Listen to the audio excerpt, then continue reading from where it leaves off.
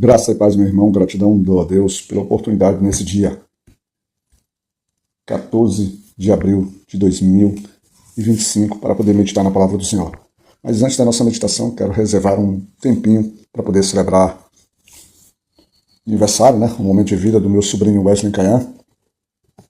Mora lá em São Luís do Maranhão, está lá tocando sua vida lá, seus projetos, seus sonhos aí. E a gente celebra aí a sua vida, esperando que você possa ter a disponibilidade, ter o tempo, ter a oportunidade, ou possa aproveitar a oportunidade de conhecer esse Jesus Cristo que a gente tem pregado e anunciado aqui todos os dias, ou pelo menos tem testemunhado o poder da sua generosidade e humildade, tirando a gente do caminho das trevas e do caminho da carnalidade. Então, que esse nosso Deus, esse Cristo Jesus, possa te alcançar, tá certo? E você possa aceitar a sua mão de socorro para que possa ter uma vida diferente, Diferente, uma vida no Senhor, tá certo? Fique na graça de Deus, Pai. A nossa meditação hoje entrará no livro de Esther. Terminamos o livro de Neemias, mergulharemos agora no livro de Esther, são 10 capítulos. E é claro que a gente procura fazer a nossa meditação em cima do capítulo que estamos vivenciando. É como se nós descobríssemos naquele dia, naquele momento, os segredos, desvendando e deixando a próxima informação, o próximo detalhe para o capítulo seguinte, tá certo? Então, nossa meditação vai estar no livro de Esther, no capítulo 1, e o versículo de trabalho vai ser o versículo 22. Diz assim: então enviou cartas a todas as províncias do rei, e a cada província segundo a sua escritura, e a cada povo segundo a sua língua, que cada homem fosse senhor em sua casa, e que isso se publicasse em todos os povos, conforme a língua de cada um. A narrativa que traz Esther é uma narrativa, segundo o contexto bíblico, uma narrativa que não traz o nome, a expressão Deus, conforme os outros livros da Bíblia, ela não traz.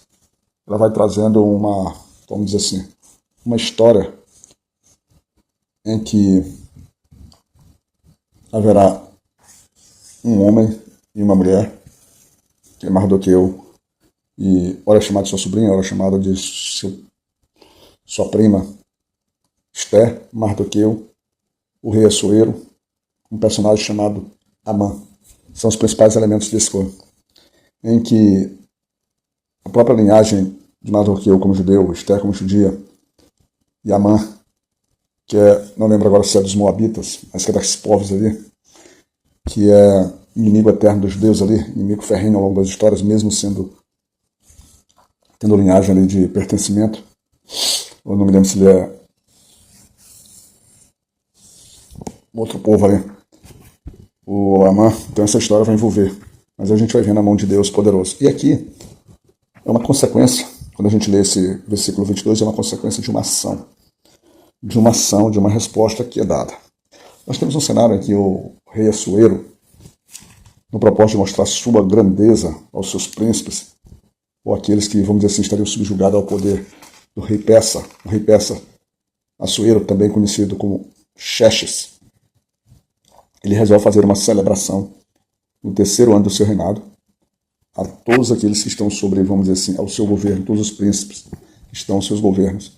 E segundo o relato bíblico, é uma celebração que leva 6 meses. Porque tanto a Pérsia quanto os Medo-Persas, ou a Média, que é chamada, os maiores senhores dessas províncias, deveriam estar presentes perante o rei Xerxes ou Assuero. E o objetivo desse rei é mostrar, primeiro, a sua riqueza, seu poder, sua força, para que não houvesse entre esses príncipes qualquer sentimento de rebeldia, de separação. Afinal de contas, a grandeza do rei, o poder do rei lhe seriam mostrado. Então teria ali 6 meses de festa. Quanto ao relato de 6 meses de festa, há uma discussão se houve 6 meses ininterruptos de festa, ou durante 6 meses foram feitas diversas festas para que pudesse celebrar. Afinal de contas, quando você pega 6 meses, tirando homens importantes, que seriam os príncipes ali, e as suas terras e as suas cidades, ficaria meio estranho por uma questão de governo, né? Por uma questão de governo, uma cidade ficar 6 meses sem o seu líder.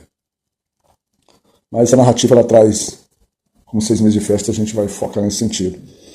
E durante essa festa, o rei ele estabelece que os príncipes, além dele oferecer o melhor, ele decorar o palácio, decorar tudo, o rei engrandece os olhos desses príncipes. Depois dessa primeira festa, depois é feita uma segunda festa, em que nessa segunda festa, porque a primeira festa ele vai dar ali do versículo 3, né, até ali o versículo até o versículo 9. Aí chega um certo momento, então fica do versículo 3 até o versículo 4. No versículo 5, nós temos uma nova festa. E agora essa nova festa, no versículo 5, diz assim: acabados aqueles dias, que é os 180, fez o rei um convite a todo o povo que se achou na fortaleza de Suzã, desde o maior até o menor, por 7 dias, no pátio do jardim do Palácio Real. Ele começa agora uma nova festa. E essa festa, todo mundo come, bebe, super à vontade. E é exatamente nessa festa que começa o grande detalhe do cor. Porque, paralelo a essa festa, lá no versículo 9, nós temos: também a rainha Vasti fez um banquete para as mulheres da casa real do rei Assuero. Aqui, certamente está uma demonstração, um sinal que a rainha Vasti era uma mulher, assim como praticamente todas as mulheres, por mais que aparentem que as mulheres são limitadas, isso principalmente ao longo da história, mas aqui já mostra que a rainha Vasti ela tinha também poder e influência, tinha autoridade. E nessa festa, o grande problema é quando a gente conduz essa autoridade. Enquanto o rei está dando festa aos homens, né, ao povo, a rainha Vasti está dando às mulheres dos príncipes. Está dando às mulheres da casa real do rei. E é exatamente nesse momento, já quando chega ali no 7º dia dessa festa, vem um ponto importante no versículo 10, diz assim: e ao 7º dia, estando já o coração do rei alegre do vinho, mandou a Meumã, Bista, Rábana, Bigtá, Abagta, Zetá e a Carcas, os 7 eunucos que se viram na presença do rei Assuero, para buscar a rainha Esther, a rainha Vasti, Esther não, a rainha Vasti, a presença do rei. O interessante sobre isso aqui que a gente vê é que ele está em plena tomada ali pelo álcool, tomada ali pelo momento, porque ele fala que aqui ele já estava extremamente alegre, né? O coração do rei já estava alegre, porque fazendo uma menção, uma referência à ação da bebida sobre o rei, ele manda buscar. Parece que é um momento de insensatez, não sei. As tradições, ali a história por trás aqui do contexto bíblico, menciona que havia ali uma disputa, uma referência entre os homens, mas que o contexto bíblico não traz, sobre qual era a necessidade de Assuero trazer a sua rainha ali na presença. O texto bíblico nos traz que ele queria, vamos dizer assim, se engrandecer, assim como a soberba da realização daquelas festas, ele queria mostrar como mais um ápice de seu poder, da sua grandeza. Ele quer mostrar a rainha, porque era extremamente formosa. Talvez para caracterizar e demonstrar que a rainha era a mulher mais bonita e que aquele rei, que era poderoso, até naquilo ele reinava absoluto. Mas por vezes, as nossas mulheres, elas apresentam para a gente um comportamento que parece desafiador. A palavra de Deus diz que a mulher sábia edifica a sua casa, mas que a tola, ela derruba. E aqui nós temos aqui claramente o início de uma queda, porque há um confronto. Há um confronto de autoridade, há um confronto de posições, há um confronto de vaidades. Enquanto a rainha, que o texto bíblico não traz o contexto e a explicação, porque assim o fizera, ela desafia os costumes, desafia as tradições da época. Hoje, se um homem, por exemplo, no nosso tempo, no nosso país, chamasse a sua mulher e ela negasse estar na presença do seu marido ali na frente, seria algo extremamente natural pelo tipo de comportamento que nós temos, até mesmo pelo tipo de ousadia que as mulheres hoje trabalham. Mas nesse tempo aqui não. Nesse tempo o homem comandava, ou deveria comandar a sua autoridade e tal. E esse ato da rainha, Vasti, ele é interessante porque nós podemos ver que ela desrespeita os convidados, que são autoridades. Ela desrespeita o homem. Ela, na qualidade de mulher, desrespeita o homem que tem autoridade para que possa conduzir as coisas dentro da sua casa. Ela desrespeita o seu marido. E ela desrespeita também um rei. Apesar dela ser rainha, E diferentemente do conceito que temos hoje sobre liderança, sobre quem conduz as casas, os novos princípios, que aparentam ser extremamente muito melhores do que os princípios de antigamente, mas a autoridade deveria estar sobre os homens. Então, aqui o governo desse tempo não era um governo, apesar da Vasti, no começo do versículo 9, lá mostrar que tem autoridade, quando está ela própria fazendo suas festas para as mulheres do reino, mas ela jamais deveria esquecer que quem era o rei era o Xerxes, o Assuero.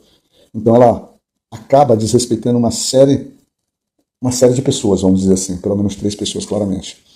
E isso se torna ruim. Mas Xerxes, ou Assuero, ainda que tomado pelo vinho, ainda que seu coração alegre, tem um ato de lucidez quando se submete naquele momento constrangedor, com aquela recusa dela, ele mesmo enfurecido, mesmo tomado em ira, conforme você enxerga isso lá no versículo 12, ali nós estamos vendo a Bíblia Arque, né? Ele se direciona aos seus sábios, né, que entendiam sobre os costumes, sobre a forma de governo, sobre comportamentos, sobre hábitos, e questiona o que deveria ser feito à presença, o que deveria ser feito aquele ato de rebeldia, aquela mulher mesmo sendo rainha. E entre os sábios presentes, pelo menos ali a Bíblia relata 7 sábios, teve um que toma a frente, que é o Memucã, e ele coloca as suas considerações. E ele diz que aquele hábito feito em público, feito de forma desrespeitosa ao rei, ele não atingia somente o rei. Ele foi além. Lá no versículo 16 diz assim: então disse Memucã na presença do rei e dos príncipes, não somente pecou contra o rei, a rainha Vasti, mas também contra todos os príncipes e contra todos os povos que há em todas as províncias do rei Assuero. Aquele era um ato que poderia ser replicado com muita facilidade. O rei foi desrespeitado, mas cada homem subordinado ao rei, ele ali também tinha sido desrespeitado. A rainha Vasti, muito mais que desrespeitar ao rei, ela tirou de cada homem a autoridade da sua casa, porque a partir daquele mau exemplo, a partir daquela má conduta, a partir daquela resposta insensata, todo o reino poderia agora ser subjugado pela atitude de uma mulher, por um ato que poderia incitar as outras mulheres a ter a mesma atitude. Afinal de contas, ela diz assim: a rainha Vasti se negou a estar na presença do rei. Porque, afinal de contas, se a rainha Vasti pôde desprezar o chamado, a ordem do rei para que ela estivesse à sua presença, então por que as outras mulheres, que eram mulheres de homens mais simples, com menos autoridades, vamos dizer assim, no reino, elas deveriam se subjugar a ele? Agora, cada reino, cada casa estaria, vamos dizer assim, sujeito à ruína. E o interessante, meu irmão, é que quando a gente olha isso, e se torna hoje difícil a gente falar sobre essa postura, sobre esse ato, esse desrespeito em tom de desobediência, fica difícil porque o comportamento hoje da nossa sociedade, ela anda muito por esse caminho.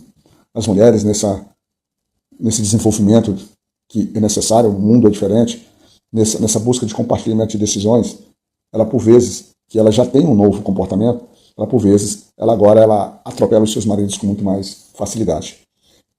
O mundo de hoje exige muito mais habilidade para lidar com essa situação. Mesmo que o rei Assuero, em tese, possa ter agido sobre um momento tomado pelo álcool, ele oscila entre uma boa atitude de buscar entre seus sábios, resposta, mas ele esquece que, apesar dos conselhos do sábio, quem deve decidir os rumos da sua própria casa, do seu próprio reino, e deve exercer a sua liderança com sabedoria, a sabedoria deveria existir exatamente dentro do próprio rei, ou seja, dentro do próprio chefe da casa. E nesse conselho dos sábios, ele indica ao rei Assuero que se fosse aos olhos do rei, se fosse aos olhos do rei bom, ele deveria estar um decreto destituindo a rainha Vasti da sua posição de rainha, escolhendo uma outra mulher que lhe servia, que fazia parte ali do contexto real, uma outra mulher, para poder ser rainha no lugar, mostrando claramente que toda desobediência seria punida, e ele deveria restabelecer para todo o reino que uma mulher jamais deveria se levantar contra o chamado, desrespeitá-la daquela forma que toda desobediência teria consequência. Uma mulher, de uma noite para o dia, ela deixa de ser rainha. Ela deixa de ser rainha por um ato. por uma simples ato de não querer se fazer presente diante do seu marido, do seu rei. É evidente que o contexto aqui bíblico, talvez os livros tragam maiores minúcias, como, por exemplo, as suposições que a rainha deveria se apresentar até mesmo nua ali diante daqueles reinos, que seria até uma afronta daquilo que se praticava na época. Talvez. Nós não temos essas minúcias, mas nós temos um ato, sim, de negação, de desobediência, de desrespeito, em que cria-se o conflito entre marido e mulher dentro de uma casa. E quando o conflito se estabelece e que, de alguma forma, a gente não deixa com que o assunto, não deixa com que as coisas se acalmem para tomarmos decisões e que a gente toma as decisões sobre o fogo, a chama ali da situação, por mais que aparentemente a gente está agindo com sabedoria, a gente pode tomar decisões que aparentemente sejam precipitadas ou que levem à ruína daquela casa. Mas nesse caso, como o livro bíblico ele vai conduzir para um futuro de uma história, para um propósito, a gente entende que a própria ação de Deus agindo aqui sobre essa casa. Tá certo? Mas tome cuidado. Tome cuidado quando a vida te exigir que você se apresente na frente das autoridades. Coisa simples, tome cuidado. Você, mulher, você, homem, na hora de decidir, tome cuidado. Porque as pequenas coisas vão se desenhando. E são essas pequenas coisas que normalmente vão trazer ruína quando mal tratadas, mal trabalhadas. Mas que faça uma menção. Apesar do sábio Memucã ter dado esse conselho, não houve oposição de nenhum outro sábio. Houve sim a validação do rei e a destruição. E o começo da queda da destruição da sua rainha. Tá certo? Fica na graça de Deus Pai Todo-Poderoso e Misericordioso, que Deus possa nos dar o discernimento nessas questões que aparentemente são simples, mas que nós complicamos nas nossas decisões, que são tomadas por vaidade, são tomadas por rebeldia, são tomadas por ego. Que Deus possa nos dar discernimento para que decidamos sempre de acordo com a sua vontade. Que o Senhor possa estar contigo, meu irmão, nesse dia, e que Deus possa cuidar de cada um de nós.